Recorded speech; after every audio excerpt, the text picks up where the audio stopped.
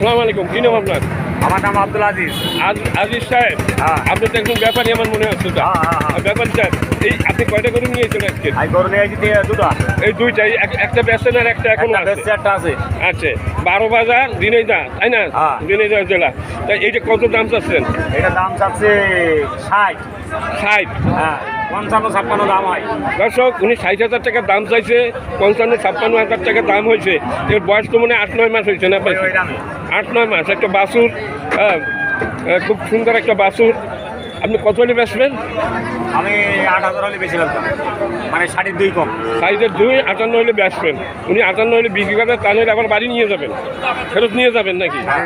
আচ্ছা আচ্ছা আচ্ছা, ঠিক আছে। এই পাশে বাছুর আছে মেলা, এই পাশে ভিডিও করতে চলে যান। আচ্ছা, ঠিক আছে ভাইয়া। আপনি কয়টা নিয়ে আসছেন? হ্যালো, 5টা। এখন আছে কয়টা? হ্যাঁ, একটাও বিক্রি হয় নাই।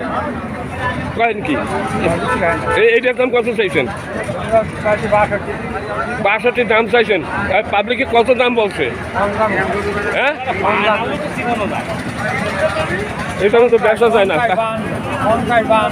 52 তো বিক্রি করা যায় না, আবার ফেরত নিয়ে যাওয়ার চিন্তা ভাবনা করতেছে।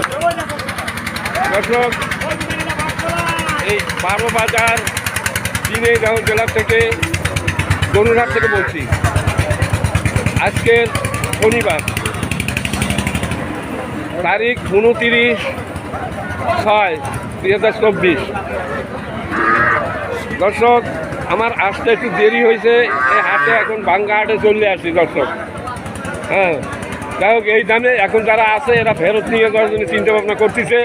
এখনই সঠিক তথ্য পাওয়া যাবে যে এরা কেন বেছে নেয়। দাম কম বলে তাই বিক্রি করতে পারে নাই। দাম কম যায়, হ্যাঁ, বাজার কম যায়।